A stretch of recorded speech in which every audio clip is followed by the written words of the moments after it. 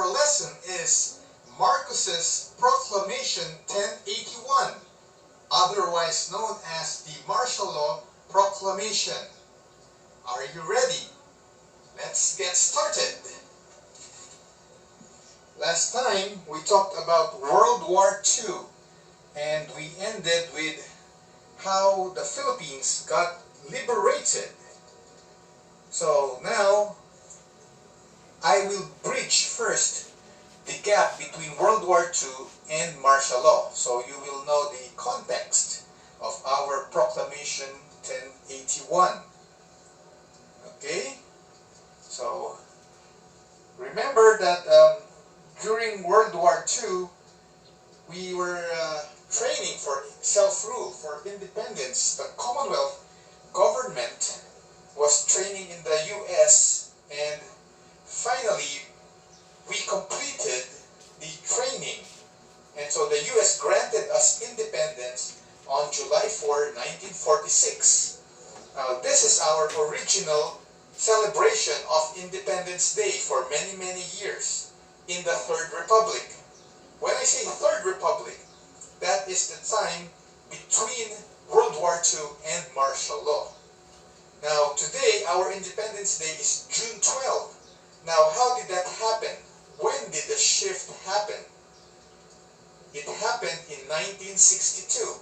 The president then was Diosdado Macapagal, and he had a rift with the Americans, some disagreements regarding the compensation of the World War II soldiers, Filipino soldiers, the veterans, and so the American government wouldn't give money or benefits to the Filipino soldiers who fought in World War II. And to get back at the Americans, Diosdado Macapagal changed the Independence Day from July 4 to June 12, because June 12, according to him, is a pro-Filipino Independence Day, because July 4 is pro-US. It was given to us.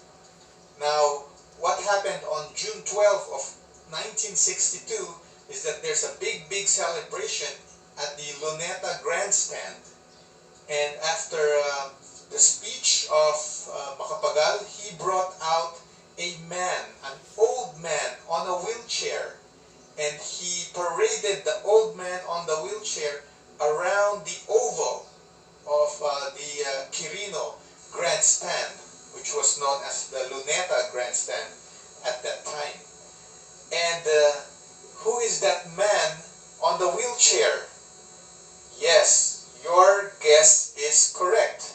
None other than Emilio Aguinaldo. He was still alive in 1962. And he was holding the original flag that he waved in Kawit, Cavite in 1898 as he was being paraded in the Luneta Grandstand, and all the people were cheering, clapping their hands and shouting, and finally the old man had his day of glory. Finally, the Independence Day he declared in 1898, that's more than half a century earlier, is finally recognized. Amazing. And probably that's the last time you will hear about Aguinaldo in our lectures, because he died in 1964. Yes. And can you imagine the old man Aguinaldo had a very long life. He was born during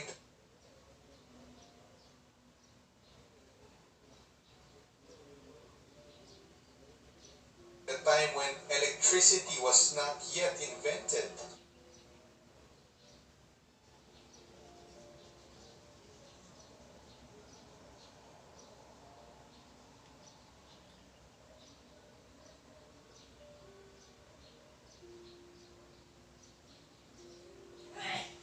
And all the islands in the Philippines had darkness after sundown, and he died in a time in the 1960s when every house in the Philippines had electricity, or almost every house, at least in the urban centers, and he was able to see the era of colored photography, and he was able to watch ABS-CBN.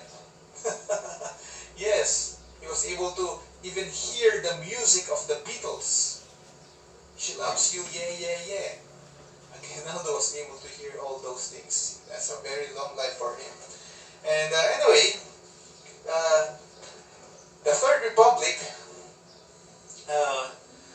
that's between World War II and martial law. The constitution that was in effect at that time was the 1935 Constitution. That was the Constitution, by the way, is the rule book, the highest rule book in the land, and it governs all the other smaller laws that we have in the country. And our rule book in the Third Republic was made in 1935, and it was being used for a long, long time. Now, that rule book states that the presidents of the Philippines shall have a 4-year term. Okay, so today we use a different constitution because our presidents have 6-year term.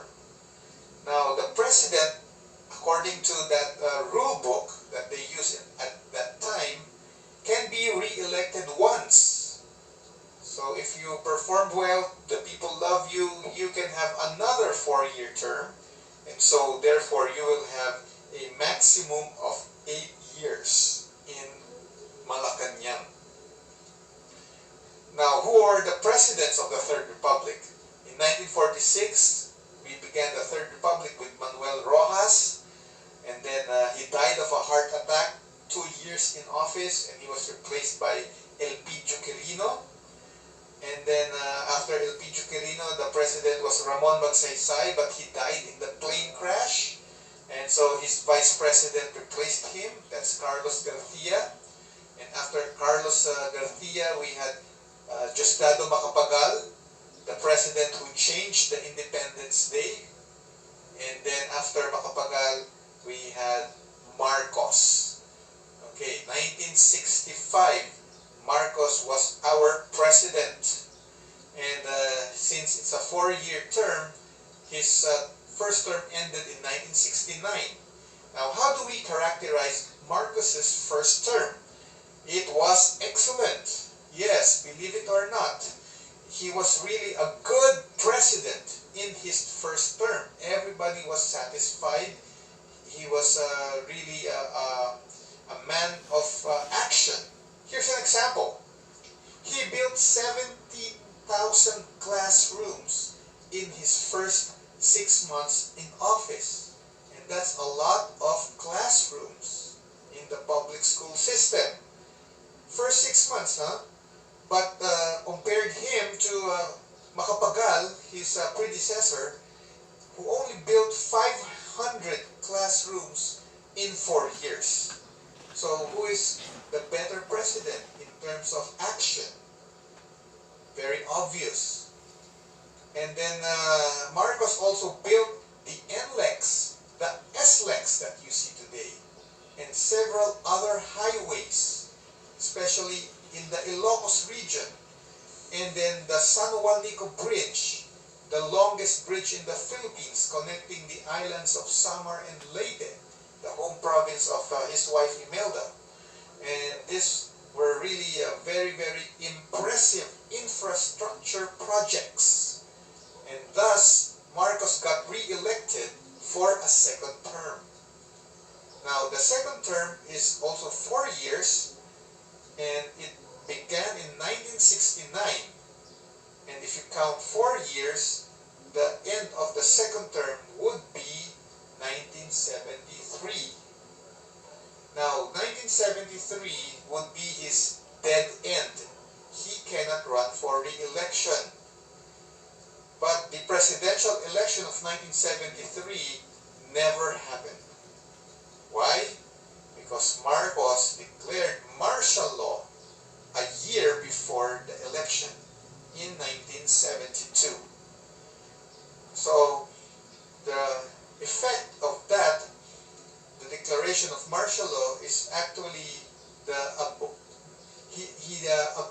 abolished the rule book, the 1935 Constitution, because the rule book says his maximum term is 8 years. But if you throw away the rule book, then the 8-year rule would be thrown out of the window as well. And that's the technique he used to stay in power longer. So the re-election never happened. And Marcos was able to stay in power until 1986. So that's a total of 21 years in power. Now, martial law is something very unique compared to the normal situation of the country. What exactly is martial law? Where did that word come from? Martial is the root word, okay? Or the word martial rather comes from the root word Mars. Yes, the planet and the Roman god of war. So when you say martial, it means something that describes Mars, something that describes the god of war. So when you say martial law, that means the rule of the military. Why military? Who are the warriors? Who are the men of war in a society? The military. Okay? And that means the military will be ruling over the civilians. The normal democratic setup is that the civilians are on top of the military. The ones that rule the land, that govern, would be civilians, and the military would just be there to protect the state. But in martial law, it's the other way around. The military people are on top of the civilians. And you know military discipline? Have you been in an ROTC or CAT class?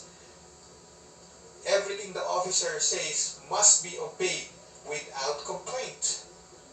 If he says that's an order, then you have to obey.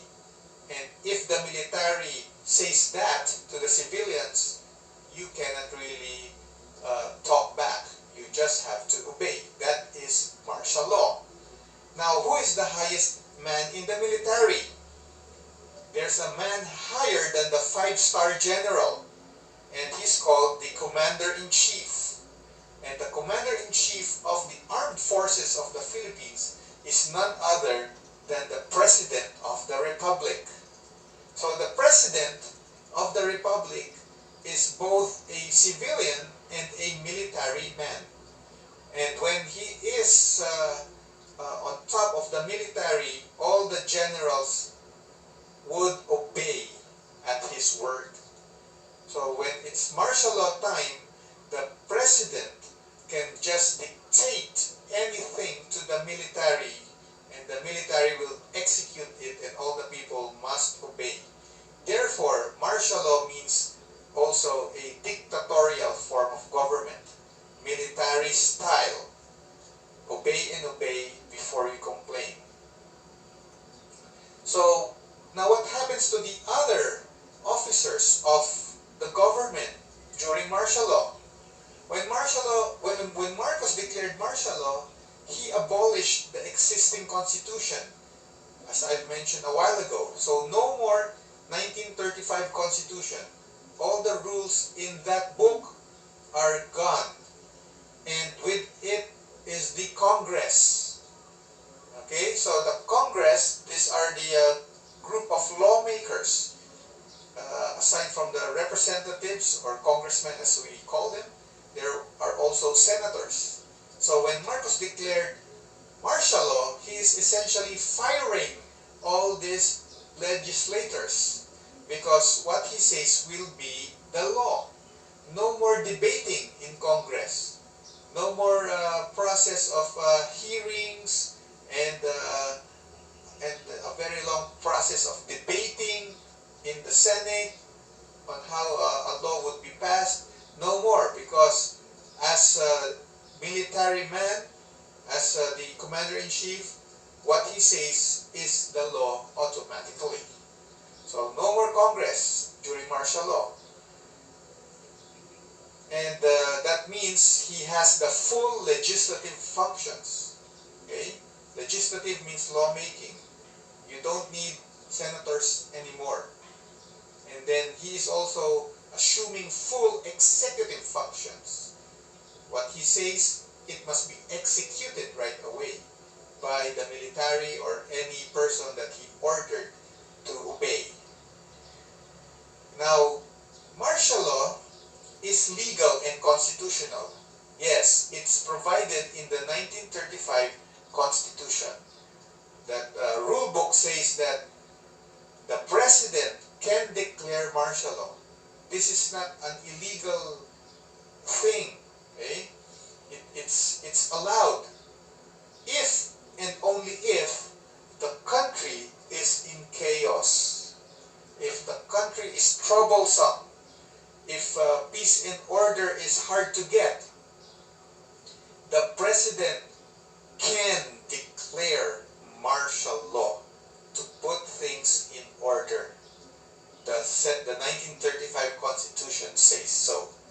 And Marcos availed that clause in the 1935 Constitution when he declared Proclamation 1081. This is the document stating that the whole country is being placed under martial law.